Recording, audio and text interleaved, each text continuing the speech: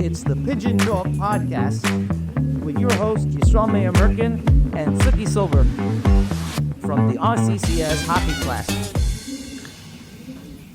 Okay, welcome back to episode 4, season 2 of Pigeon Talk. We're actually doing pretty good with sending out these episodes, I think better than last year. Doesn't take a lot to be better than last year. I hear that. Let's talk about our recent event that we just did.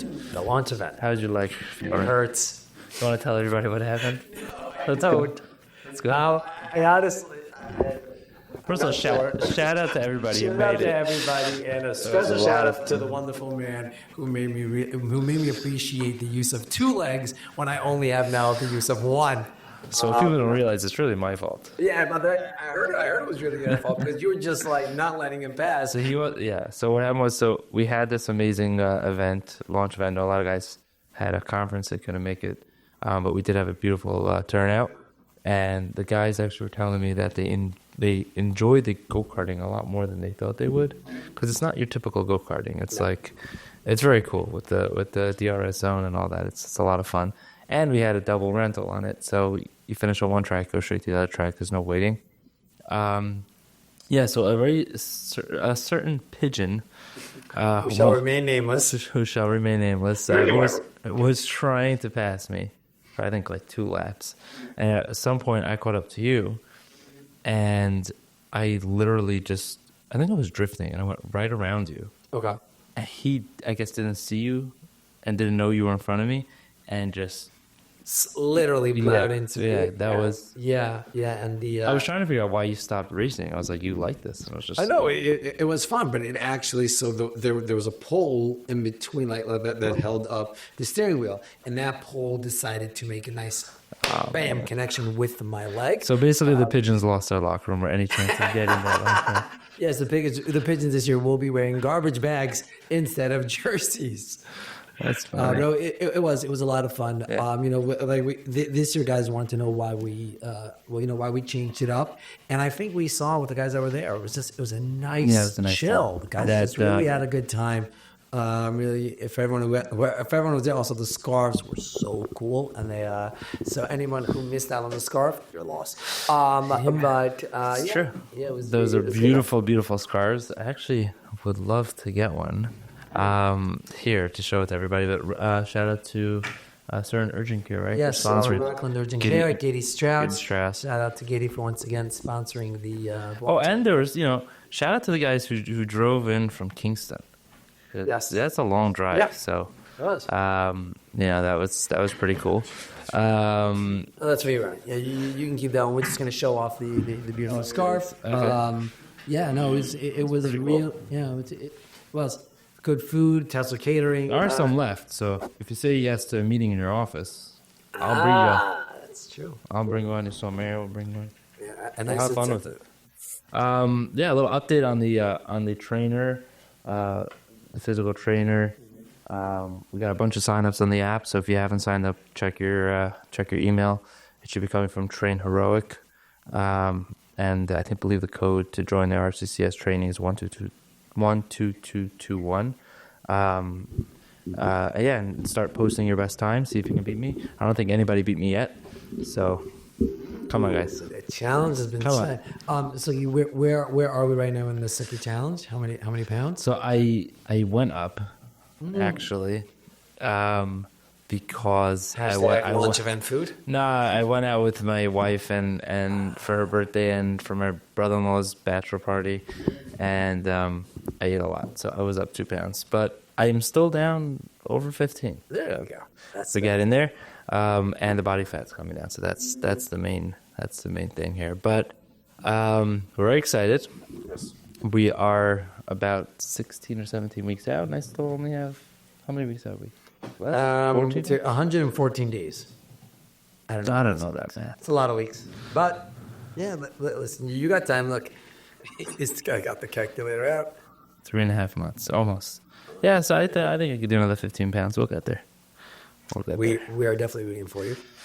Do we want to discuss, this week we sent out all the divisions to the captains. Do we want to discuss the breakdown? Or yeah, if it's final. Is it final now? For today, it is final. That's final. All right, so let's go. Let's go through the divisions, but very clearly, so I understand it. Yes. It's hard for me. Division 1. Yes. There's a team missing now. Well, so Division 1, the champions from last year, the Phantoms, are not returning. They're trying out for the draft. They have been, yes. They have been graduated to try out for the NHL. They all got scholarships, okay. So we split a couple of those guys around. The teams that are going to be in Division 1 are going to be, there are 5 teams. You have the Baby Gators. Okay. Those are So the 30-person Gators team now split into 2 teams. Split into 2 teams. So you have the kids playing up. You have the kids playing up. Okay, that's great. Along with some of the Phantoms well will be on that team. And then you also So if anybody has their 3-hour break, and they want to watch good hockey, look for the Baby Gators. Yes. I'm assuming. Okay. And then you also have the Iron Swords. So that would be Chips' team. Chips' team from Division 2 is and we'll get back to Chips' team in a few minutes. But okay, so Chips is moving up. That's cool. Okay, they're going to have to work hard for that. And then you have 3 of the teams that were there last year. You have the Toronto team. Okay. You have. Are they switching it up a little bit? Well, the captain from last year, Jules Grunwald, will actually not be able to play in the tournament this year, so he gave over the captainship to. Are they trimming some of the? Are they going up with the talent, or they're staying with what they have? I think Jesse wants to keep that a little bit close to the vest, so you may find out tournament day. All right. We also have Sub-Zero, Joey Sutton. Okay. Bring the team back. I think they're going old school Sub-Zero, right? Yes. So some of the guys who have played in the past, last couple of years, are not returning. Joey's dipping back into the Syrian Hockey League, trying to find the newest talent to join the team. And then the last team is the Benders, which last year was a composite between the old school Benders and Ezra Chillag and his friends, and they're going to be coming back again. So those are your 5 teams in Division 1. Okay. Now to Division 2, you have MBL, you have the Squad, which was the Outlaws. Don't ask me why they named it the Squad. I think they might be going back to Outlaws. But they may be? Listen, they want fireworks. Basically, team names change as often as divisions do. Listen, this happens when you have a bunch of guys. Fireworks, and then new teams, new divisions, we have new names. We have the Colt 45s, and then the Lakewood Avs, who won Division 4 last year. They're moving up to Division 2. Okay. And then what's in Division 3? Okay, so Division 3 is actually a 6-team division. Okay. Yeah, let's get the math working here. So there are 6 teams in 3, and those teams are going to be the 3 teams from Division 3 last year, which are Golani, the Snippers from Baltimore, and the Ed team from Toronto. That name will also be changed. A team. The A team from Toronto, and then you have the Baby Sharks, which were in Division 4 last year. You have the Maulers. That's that new team from. That is right. That is the new team, and then you also have Generations, which won Division 5 last year. They're moving up now. What's fun about Division 3 is that because there are 6 teams, so actually Division 3.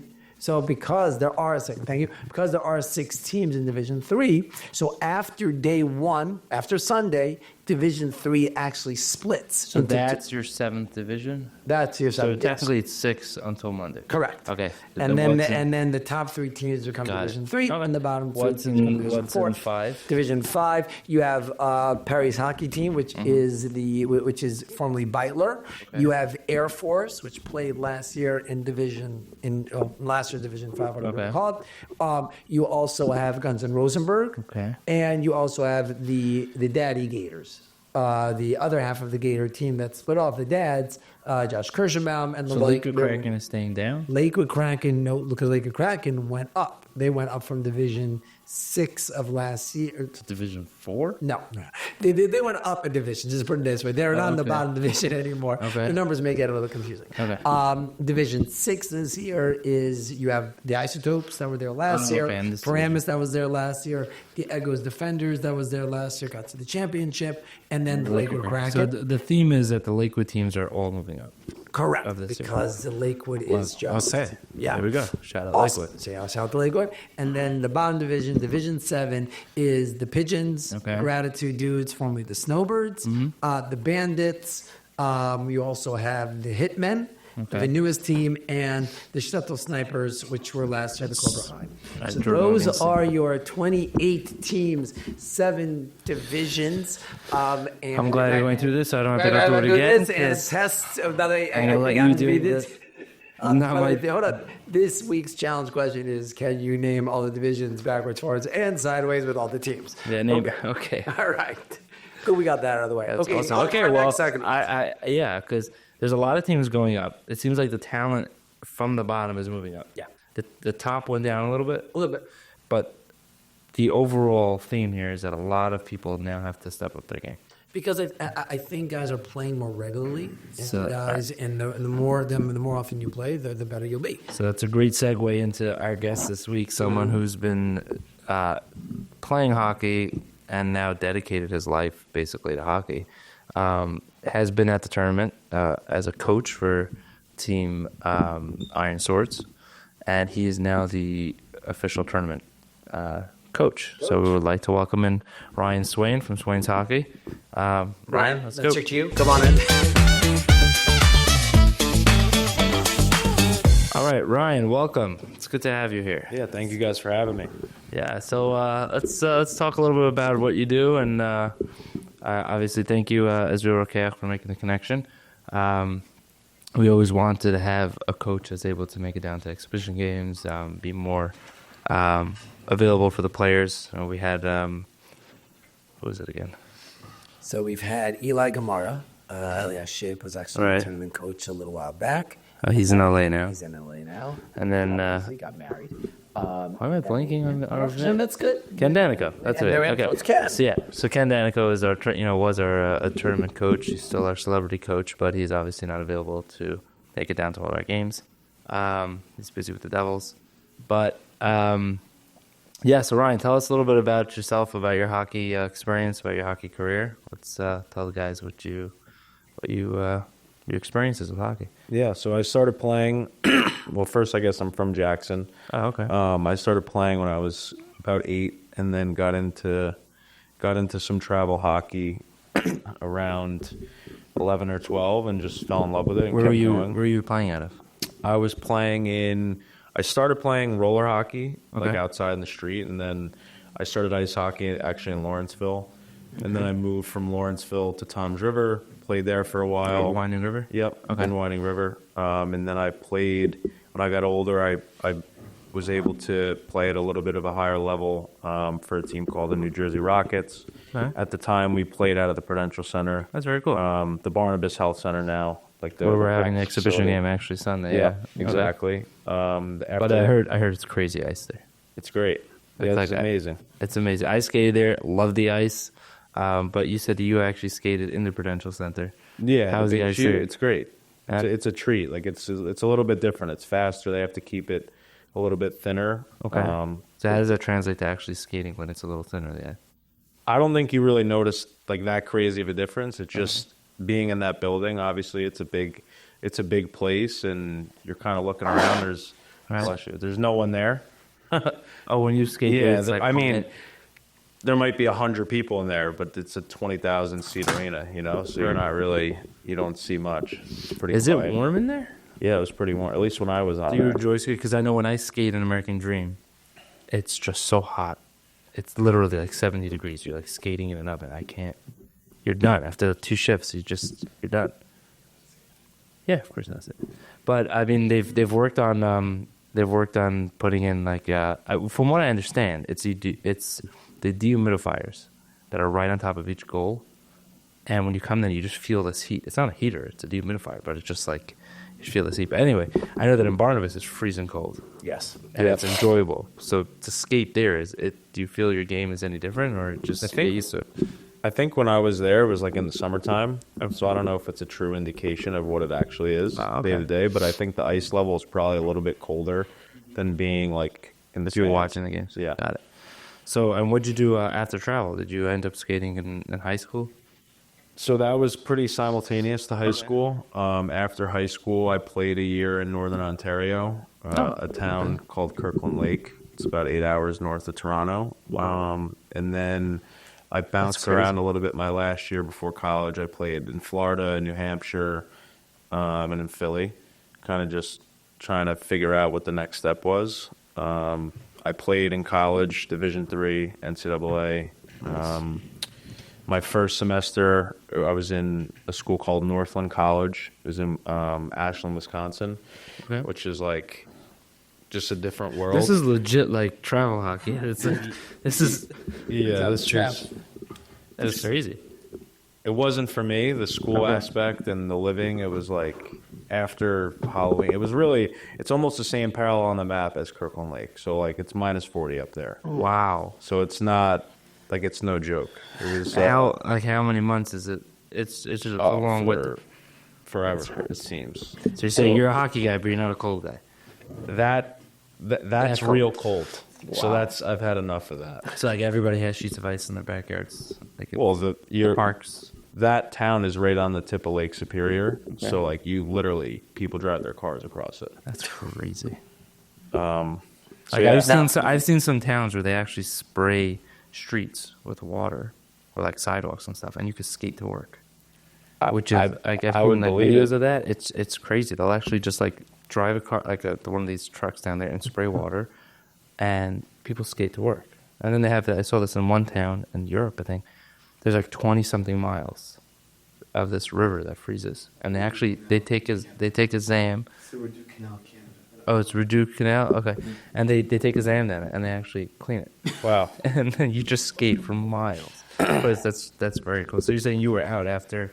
Yeah, after that, I left and didn't really know what I was going to do, and I ended up going to Newman University, which is in Aston, PA, right outside of Philly. A little warm. So I played there for a couple Have of years. you ever skated an ice line? Yeah. You had? Yep. Okay. Before the... Yes. That's very cool. How do you like their... It's a nice facility. When I was playing midget hockey, which is like U16, U18, and junior hockey, they didn't have like the nice bar set up. They didn't have that. Okay. The viewing area was a little bit different, but they really fixed that place up. It's nice. great. They take care of the ice. Yeah, it's a great facility. Yeah. No, thank you to Jim and John. We're excited to come back. So, I understand you experienced one of our hockey tournaments as a coach for the Jackson Wild / Iron Swords. What was your impression when you showed up? What were you expecting, and then what did you see when you got there? So I didn't know what to expect, to be honest, because I ran some practices with those guys, and they kind of gave me the rundown of what it is a little bit, but they didn't make a commotion out of it. It was just like, oh, we're going to a men's league tournament. We just want to practice a little bit, give us some tips, see what we do well, what we don't do well.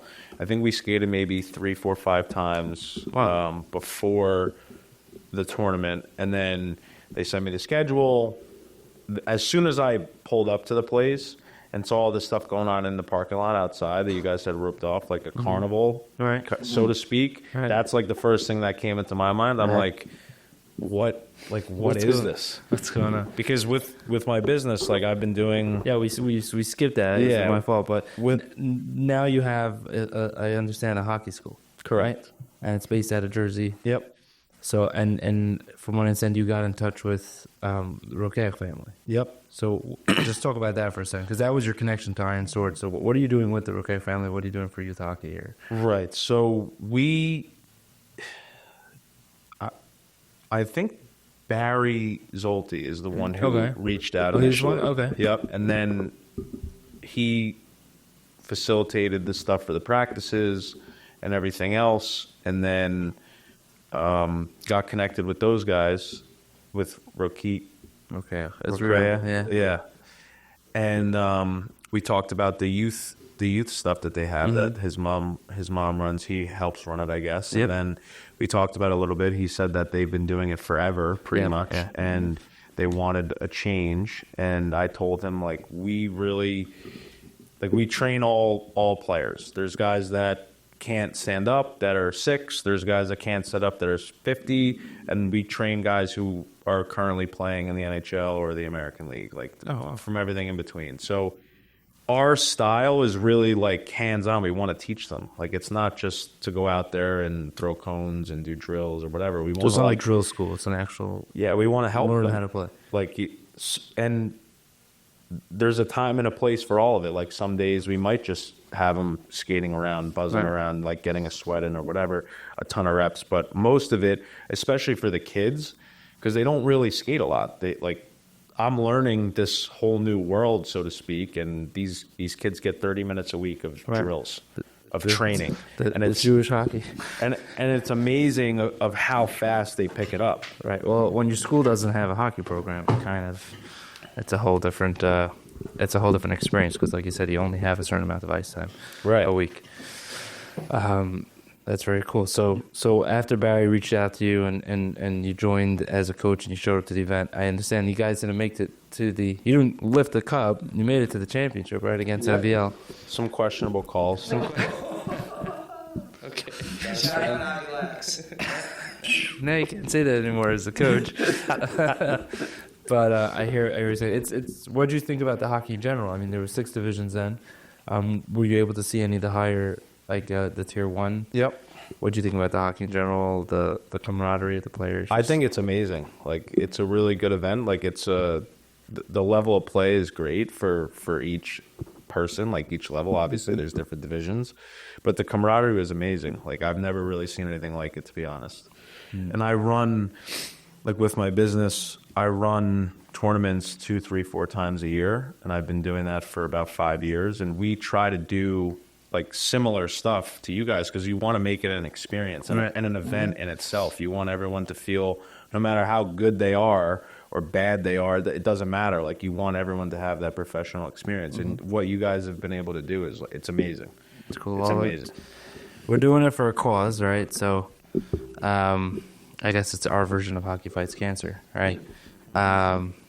But yeah, I mean, right now I like what Israel Mayer said. We're going to 28 teams now, so I don't know how we're gonna fit there, but we'll make it work. As the master scheduler, we'll figure it out. You're in trouble if everything is just without on me. I guess Suki had mentioned. I should go back. Forward. Okay. What? I'll bring the mic. How about that? So Suki mentioned that in terms of the exhibition games, so we're having one this Sunday. Yeah. So this Sunday at Barnabas, we have 2 teams. So it's the Gratitude Dudes against the Pigeons, and then against the Pigeons, we're talking about like a Division 7 teams. So I guess going into it, what would you be looking for, and what do you think would be the first thing that you could help more beginner skaters right off the bat? Is there something that you could sort of help like them? If you're jumping on for one game, right, in the back of it, let's say you're sending 2 of your guys. I understand that your school has a bunch of coaches, right? It's not just you. It's a full operation. Correct. We have about 10 guys on staff. That's awesome. So if you're sending, let's say, 2 guys down, one goes to each bench, right? And this is a scrimmage game, first game of the season for them. Not the season, but I guess playing together as a team, getting ready for the tournament. And you're jumping on the bench, behind the bench. What can you do? Like, first thing that, like, oh, okay, I've noticed, let's say, just what is it? Like, in my head, I would think, like, okay, the switches need to be more, like, what are some of the things that you could identify, pretty quickly? I mean, the biggest thing is really probably just the positioning.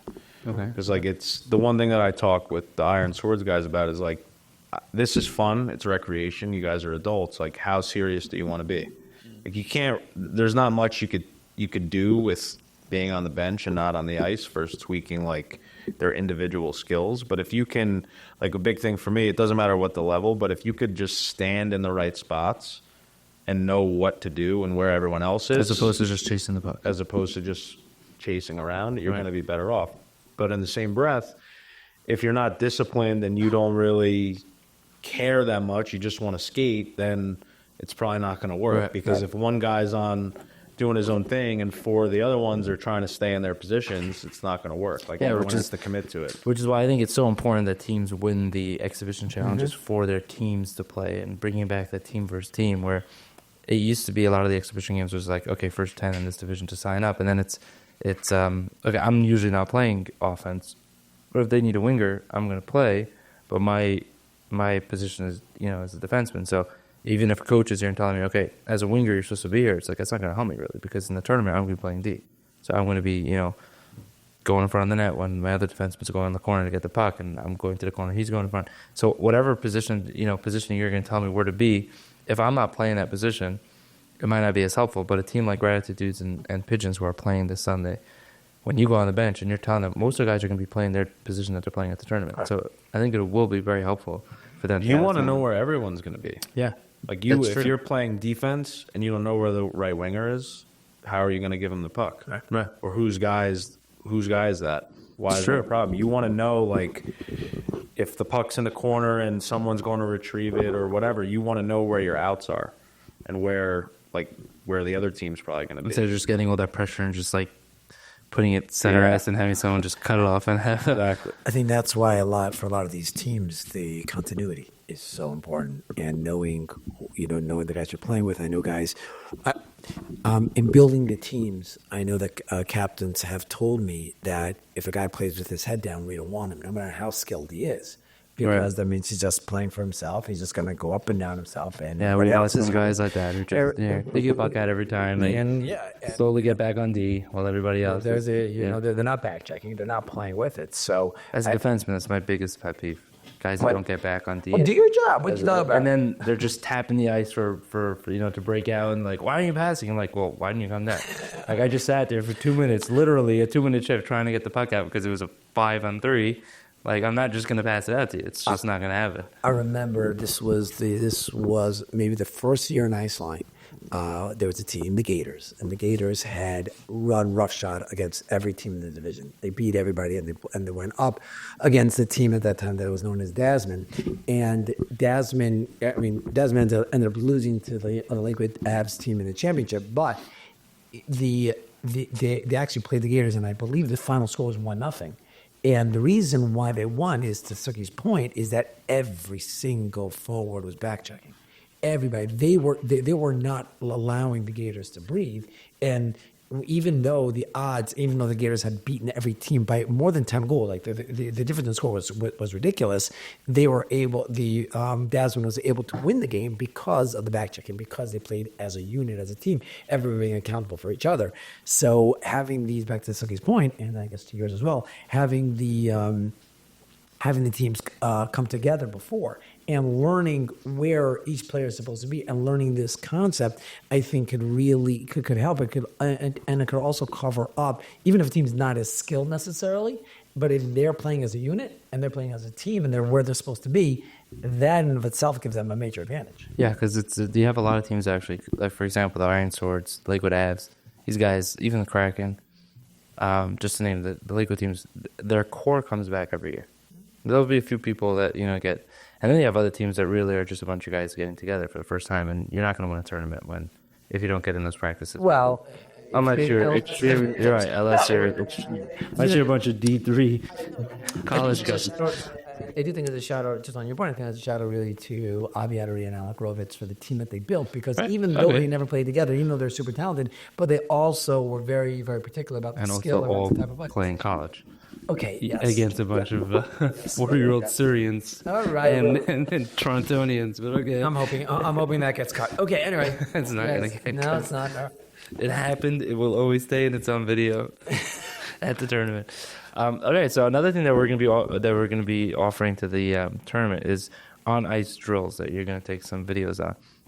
I know there are a bunch of guys in Division 1 or 2 or 3, or guys that grew up skating that will say, like, this is not for me, I don't need it. But I'm assuming there are a few things that you could share that helped you through your career and something that you pass on to, through your school that are fundamentals that you think can help everybody. Yeah, for sure. I mean, we, like I said, we have a broad scope of who we work with, like a broad player pool. And some of the stuff, it really doesn't change for the level. So just being able to take some 10, 20, 30-second videos on stuff that we can teach, but also that you could just work on, whether you're at open hockey or in your driveway or whatever. If you really want to work on it, that it will help you, and hopefully some tips. I know we talked about maybe them being able to ask questions too, so we'll be able to be like involved, and if anyone wants information, like we'll give it to them for sure. So if a guy sends me a video of himself, I don't know, doing the back skate and just not really getting the crossover wall, like you could be able to like send a video back or a YouTube clip saying, try this exercise. I know it's tough for a bunch of the guys that had trouble with it, like different things that guys would want to help with. Yeah, for sure. That's cool. Okay. Sounds awesome. All right. So I guess the next question is, how are we getting schools here in Lakewood to have a ice hockey program, right? Good luck. As part of That's exactly. Does Jackson I have ice skating? Do they have a skating team? Yeah, the high school. Oh, do they do? When I was in school, that was when Liberty was around for a couple of years. I went to Jackson Memorial. And Memorial had a team. for years before I went, and then they had one the entire time. Liberty also had one, like maybe my second year in school. They started one, I think. And now they I don't know, they combined with each other, or maybe like Where do they skate? Point Pleasant. They combine with also like the high school landscape around here is pretty wild. It changes every year. I guess just who's coming up through the school system, really. Got it. It's not as in Tom's River. It's more right. They have more of a. No, they had to do it too. Like they went from like Tom's River South, East, and North, like all having their own teams. Then it was South and East together. So now it's just how now many it's kids we can Tom's get River. together? They went from 3 teams to 1. So it's it's common in New Jersey. Like there's many schools that combine with each other. They just don't have the enrollment, I guess. All right. Well, thank you for coming on. Thank you so much. I appreciate it. Looking forward to sending out some cool videos and meeting the players. Very excited for it. Very excited. Yeah. See you Sunday. Thank you so guys much. for having me. All right, all the best. All right.